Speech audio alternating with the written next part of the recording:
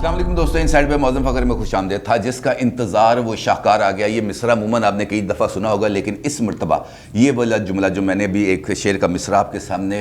पढ़ा है वो है बहुत ज़्यादा बुनियादी नौइयत का, क्योंकि जुमे रात को PTI के लिए बड़ी और बुरी खबर दोनों एक साथ आने वाली हैं, क्योंकि मामला है जनाब फॉरेन फंडिंग केस का, जो 7 साल से ना सिर्फ ज़ेरे इल्तवा है बल्कि PTI मुख्तलिफ हीले बहानों के साथ अपने आप को नाअहली से बचाने के लिए मुख्तलिफ जवाज़ तराशती रही। लेकिन स्क्रूटनी कमेटी ने जो अपनी रिपोर्ट फाइनलाइज करके इलेक्शन कमीशन को भिजवाई थी, अब जुमे रात को चीफ इलेक्शन कमिश्नर जनाब सिकंदर सुल्तान राजा साहब ने इस रिपोर्ट का जायज़ा लेने के लिए एक इजलास तलब कर लिया है, जिसके बाद इस रिपोर्ट को ना सिर्फ पब्लिक कर दिया जाएगा बल्कि इस रिपोर्ट के ऊपर इलेक्शन कमीशन बाज़ाब्ता इंज़बाती कार्रवाई का आगाज़ करेगा। ये क्या मामला है ये आपके सामने डिस्कस करूंगा, क्योंकि आज जो 2 खबरें आपके साथ शेयर करने जा रहा हूं वो दोनों की दोनों इलेक्शन कमीशन ऑफ पाकिस्तान से ही मुंसलिक हैं। एक है फॉरेन फंडिंग केस के हवाले से और दूसरी है फैसल वाउडा साहब की नाअहली के हवाले से, क्योंकि फैसल वाउडा साहब के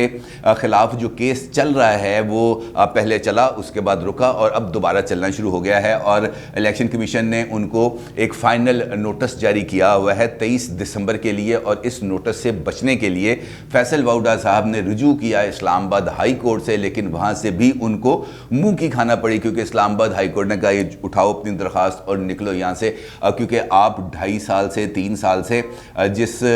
जवाज़ के पीछे छुपने की कोशिश कर रहे हैं, इस मरतबा आपको मतलूबा सहूलत फराहम नहीं की जाएगी, क्योंकि ये इंट्रा कोर्ट अपील थी। इनफैक्ट इसकी बेस पर फैसल वाउडा साहब अपने खिलाफ जो केस चल रहा है इलेक्शन कमीशन ऑफ पाकिस्तान में नाअहली के हवाले से, उससे बचना चाहते थे, उससे राह फरार इख्तियार करना चाहते थे। लेकिन इस्लामाबाद हाई कोर्ट के मिस्टर जस्टिस आमिर फारूक ने जो समाअत के दौरान वो रिमार्क्स दिए वो ये है कि ये मामला 1.5 साल तो ऑलरेडी यहीं पर रह चुका है, आप इस वक्त भी छुपन छुपाई खेल रहे हैं। हाई कोर्ट से इल्तवा मांगकर इलेक्शन कमीशन में यहाँ ज़ेरे इल्तवा होने पर रिलीफ मांगेंगे, यानी वो रिलीफ जो आप चाहते हैं वो रिलीफ नहीं मिलेगा। वापस जाएं इलेक्शन कमीशन ऑफ पाकिस्तान और वहाँ पर जाके अपने खिलाफ मुकदमे का सामना करें। ये मामला बड़ा दिलचस्प है, क्योंकि फैसल वाउडा साहब ने 2018 में जब इलेक्शन लड़ने जा रहे थे वो PTI की टिकट पर नेशनल असम्बली का, तो उस वक्त उन्होंने इनफैक्ट कागजात नामजदगी दाखिल कराने से लेकर जांच पड़ताल के अमल तक अपनी दोहरी शहरियत को छुपाया था, जिसकी निशानदेही की एक शहरी दोस्त मोहम्मद ने जनवरी 2020 के अंदर, और उन्होंने एक दरख्वास्त जमा कराई जिसमें यह कहा गया कि फैसल वाउडा ने चूँकि अपनी शहरियत को, जो दोहरी शहरियत है, उसको छुपाया, इसकी वजह से वो सादिक और अमीन नहीं रहे, लिहाजा उनको 62(1)(f जो आइन की दफ़ा है जिसके तहत नवाज शरीफ साहब भी नाअहल हुए थे, इनको भी नाअहल करार दिया जाए। जिसके बाद इस मामले का आगाज़ हुआ, और जब वो मामला मंतकी अंजाम तक पहुंचने जा रहा था तो उस वक्त फैसल वाउडा साहब ने अपनी कौमी असम्बली की रुकनीत को छोड़कर PTI की ही टिकट पर सेनेटर मुंतखब हो गए, और उनका ये ख्याल था कि ये मामला अब रुक जाएगा, लेकिन ऐसा नहीं हुआ, क्योंकि वो जो मामला चल रहा था इस्लामाबाद हाई कोर्ट में, उस इस्लामाबाद हाई कोर्ट ने उस मामले को दोबारा भेज दिया इलेक्शन कमीशन ऑफ पाकिस्तान के पास कि भाई ये बंदा अब सेनेटर मुंतखब हो गया, अब इसके खिलाफ जो केस है उसको आप दोबारा देखें और फाइनलाइज करके हमें भेजें। अब वो मामला दोबारा चल गया और उसकी भी अभी खासी तकरीबन 1 साल होने वाला है, मेरे से 9-10 महीने हो गए हैं इस मामले को भी चलते हुए, लेकिन अभी तक वहाँ से फैसला नहीं आया था। और फैसल वाउडा साहब मुसलसल इस बात को छुपाने की कोशिश कर रहे थे कि जनाब मेरे जो कागजात नामजदगी हैं और उसके फ़ाइल करते वक्त मैंने अपनी शहरियत छोड़ी या नहीं छोड़ी, और इस मामले को लेकर इलेक्शन कमीशन ने अब उनको सख्त ऑर्डर जारी कर दिया था, जिसकी बिना पर उन्होंने इस मामले को रुकवाने के लिए इस्लामाबाद हाई कोर्ट गए, और वहाँ से भी ये जो छुपन छुपाई का खेल था वो इस्लामाबाद हाई कोर्ट ने ख़त्म कर दिया और मामला वापस आ गया है अब इलेक्शन कमीशन के पास। यानी इस महीने के अंदर PTI को 1 नहीं 2 मरतबा इलेक्शन कमीशन ऑफ पाकिस्तान से जो फैसले हैं वो आने की उम्मीद है। दूसरी जानिब आज शेख रशीद अहमद साहब ने प्रेस कॉन्फ्रेंस की, आपको पता है वो वफाकी वज़ीर दाखिला हैं, और कल जो एक अहम तरीन इजलास हुआ था वज़ीर आज़म इमरान खान साहब की ज़ेर सरबराही, तो उसके बाद इस प्रेस कॉन्फ्रेंस की बहुत ज़्यादा ज़रूरत महसूस हो रही थी, क्योंकि इस प्रेस कॉन्फ्रेंस के अंदर बुनियादी तौर पर शेख रशीद अहमद साहब ने जो कल किए गए फैसले थे उनके बारे में सहाफ़ियों को ब्रीफ करना था, जिस पर शेख रशीद अहमद साहब ने बताया कि सानिया जो सियालकोट है इस जैसे वाक़यात की रोकथाम के लिए कुछ मौसर किस्म की कोई कानून साजी करनी चाहिए, लेकिन इसकी उन्होंने तफसीलात से भी आगाह किया। लेकिन जो 7 अहम बात हुई वहाँ पर वो 2 बातें थीं। ایک تو جب پریس کانفرنس ختم ہوئی اور شیخ رشید صاحب اٹھ کے جا رہے تھے تو ایک جرنلسٹ نے ان سے پوچھا فیصل وؤڈا صاحب کے حوالے سے، کیونکہ آپ کو یاد ہے کہ جب فیصل وؤڈا صاحب نے شیخ رشید احمد صاحب نے ٹی ایل پی کے ساتھ ایک معاہدہ سائن کیا تھا تو اس وقت فیصل وؤڈا صاحب نے 2 مرتبہ ٹی وی پر آ کر براہ راست شیخ رشید احمد صاحب پر نہ صرف حملے کیے تھے بلکہ یہاں تک کہہ دیا تھا کہ جو لوگ باہر بڑھ کے مارتے ہیں اندر ان کی ٹانگیں کانپ رہی ہوتی ہیں، اور پھر یہ انہوں نے یہ بھی کہا کہ عمران خان سے پوچھے بغیر دستخط کر دیے۔ تو اسی معاملے پر جب آج شیخ رشید احمد سے پوچھا گیا کہ جناب فیصل وؤڈا صاحب کا جو معاملہ ہے وہ اسلام آباد ہائی کورٹ سے رد ہو گیا ہے اور اب معاملہ واپس آ گیا الیکشن کمیشن آف پاکستان میں، تو شیخ رشید احمد صاحب کیکا مار کے ہنس پڑے، اور ان کی یہ جو مسکراہٹ تھی انفیکٹ اس نے ہی اس سارا جو ان کے دل کے اندر چل رہی تھی فیصل وؤڈا صاحب کے حوالے سے اس کی ساری کلائی کھول دی،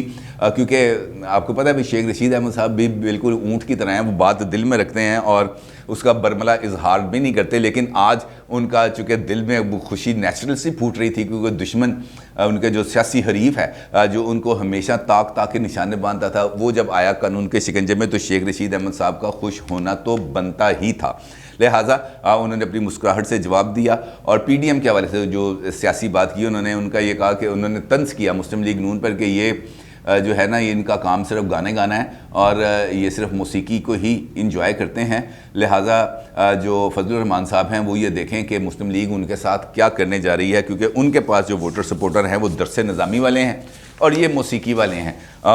ان کو اپنا جو لائن اور لینتھ ہے اس کو درست کرنا چاہیے۔ اب الیکشن کمیشن کا جو معاملہ جو میں نے آپ کے سامنے رکھا وہ بہت زیادہ امپورٹنس ہے۔ اب بات کرتے ہیں اس ایک اہم ترین معاملے کی جو اب زیر سماعت آنے والا ہے۔ آپ کو معلوم ہے کہ یہ جو سکروٹنی کمیٹی تھی الیکشن کمیشن آف پاکستان کی، اس کے پاس یہ پی ٹی آئی کی جو ممنوع فنڈنگ والا معاملہ تھا، فورن فنڈنگ والا، یہ چل رہا تھا بڑے طویل عرصے سے، اور کبھی اس کے اندر سے فلاں اکاؤنٹ نکل آتا تھا، کبھی اس کے اندر سے فلاں اکاؤنٹ نکل آتا تھا۔ اب یہ جو رپورٹ پیش کی گئی ہے سکروٹنی کمیٹی کی طرف سے، وہاں پر ایسے سالڈ ایویڈنسز آ گئے ہیں جو مجھے بتایا گیا ہے ذرائع کے مطابق کہ اب پی ٹی آئی کا اس سارے شکنجے سے باہر نکلنا بڑا مشکل ہو گیا، بلکہ وہ صاحب جنہوں نے مجھے بتایا ان کا یہ بھی کہنا تھا کہ فورن فنڈنگ کیس میں ای سی پی کے پاس ایسے ثبوت آ گئے ہیں کہ اب اگر ثاقب نثار صاحب دوبارہ چیف جسٹس آف پاکستان بن بھی جائیں تب بھی جو فورن فنڈنگ کیس میں پی ٹی آئی اور عمران خان صاحب کی جان چھوٹنا بہت زیادہ مشکل ہے، کیونکہ ایویڈنس ہے وہ بہت بڑی ہے اور اس ایویڈنس کے نتیجے میں جو ڈسکوالیفیکیشن ہے اس کی راہ ہموار ہو جائے گی۔ اب جو سکروٹنی کمیٹی ہے اس نے پی ٹی آئی کے جو اکاؤنٹس ہیں اس میں سے تقریباً 2.5 ارب روپے کی ایسی ٹرانزیکشنز کی نشاندہی کی ہے، 2.5 ارب روپے کی، جو فورن کرنسی کے اندر پی ٹی آئی کے ایسے اکاؤنٹس میں آئی جو پی ٹی آئی نے شو ہی نہیں کیے ہوئے تھے، اور پی ٹی آئی کی بہت ساری جو لیڈرشپ ہے ان کو ان اکاؤنٹس کا علم ہی نہیں تھا۔ لیکن جب سکیورٹی کمیٹی نے اسٹیٹ بینک آف پاکستان کو لیٹر لکھا تو پھر اسٹیٹ بینک آف پاکستان نے تقریباً 27 اکاؤنٹس کی جو پی ٹی آئی کے ہی تھے ان کی نہ صرف ڈیٹیلز شیئر کی الیکشن کمیشن آف پاکستان کے سامنے، بلکہ ان کے اندر جو ٹرانزیکشنز ہوئی تھیں ان کی بھی ڈیٹیلز شیئر کی، اور یہ تقریباً 2.5 ارب روپے ایسے آئیڈینٹیفائی کیے گئے جن کا نہ کوئی حساب ہے، نہ کوئی کتاب ہے، اور نہ ہی پی ٹی آئی کی قیادت کو اس بارے میں پتہ ہے۔ اگر پتہ ہے تو پی ٹی آئی کی اعلیٰ ترین قیادت کو پتہ ہے کہ ان اکاؤنٹس میں پیسے آئے اور پھر ان اکاؤنٹ سے پیسوں کو نہ صرف نکالا گیا بلکہ ان روٹ کر کے وہ پیسے ایک خاص شخصیت کے اکاؤنٹ میں بھی گئے اور وہاں سے ان کو استعمال بھی کیا گیا۔ اب چونکہ یہ ایک ایسا ایویڈنس ہے جو ناقابل تردید شواہد کی بیس پہ ہے، کیونکہ یہ ساری اکاؤنٹس ٹرانزیکشن ہے، اس کو نظر انداز نہیں کیا جا سکتا۔ اب چیف الیکشن کمشنر جو ہیں سکندر سلطان راجہ صاحب، ان کے پاس آ گئی ہے یہ رپورٹ جو سکیورٹی کمیٹی نے فائنلائز کی ہے، اور تقریباً 1000 سے زائد صفحات پر مشتمل بینکنگ ٹرانزیکشنز پر یہ رپورٹ ہے جو چیف الیکشن کمشنر کو دی گئی ہے۔ اور اس رپورٹ کا اب چیف الیکشن کمیشن نے الیکشن کمیشن کے ایک خصوصی اجلاس میں جائزہ لینے کا فیصلہ کیا ہے، اور جمعرات کو، یعنی یہ جو پرسوں جمعرات آ رہی ہے، اس جمعرات کو الیکشن کمیشن کا اس حوالے سے نہ صرف خصوصی اجلاس ہونے جا رہا ہے بلکہ اس اجلاس میں اس بات کا بھی فیصلہ کیا جائے گا کہ اگلا لاہ عمل کون سا اختیار کیا جائے۔ اس رپورٹ کو پبلک کیا جائے گا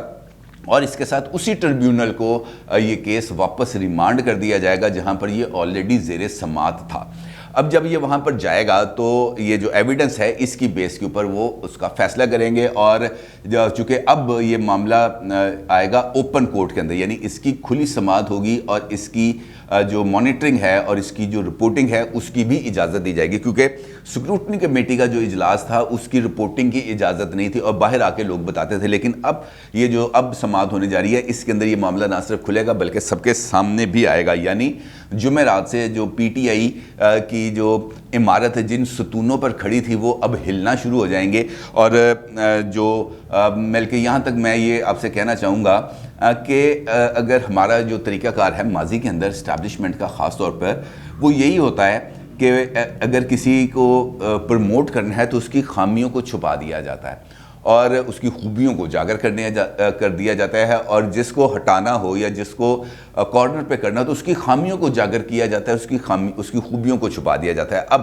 جب پی ٹی آئی کو اقتدار میں لانا تھا، یعنی پروجیکٹ عمران خان کو کامیاب کرنا تھا، تو عمران خان صاحب کی خامیوں کو نہ صرف نظر انداز کیا گیا بلکہ ان کو ایک ایسی شخصیت، ایک ایسے نجات دہندہ کے طور پر پورٹری کیا گیا کہ یہ پاکستان کے مسائل کے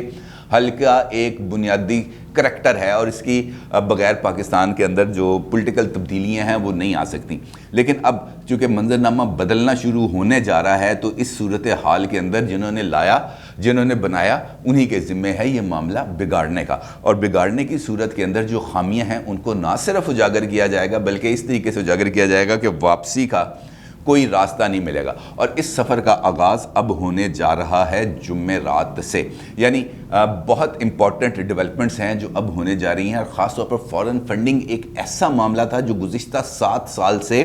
زیر التوا چلا رہا تھا، کیونکہ اگر اس سارے معاملے کو روکا نہ جاتا تو یہ تو 6-7 مہینے کا کام تھا۔ الیکشن کمیشن نے اکاؤنٹس چیک کرنے تھے، اسٹیٹ بینک کی رپورٹ آنی تھی اور عمران خان صاحب نے گھر چلے جانا تھا، لیکن چونکہ اس وقت ان کو بچانا اور ان کو پروٹیکٹ کرنا مقصود تھا، لہٰذا اس معاملے کو ربڑ کی طرح کھینچا جاتا رہا اور 7 سال تک چلایا گیا۔ اب چونکہ تمام وہ جو مراحل تھے وہ عبور ہو چکے، اب ایک proper scientific forensic investigation report نہ صرف تیار ہو گئی ہے بلکہ الیکشن کمیشن کے پاس آ گئی ہے، اور اب اس رپورٹ کے بعد حتمی فیصلے کی طرف معاملے نے جانا ہے، یعنی وہ جو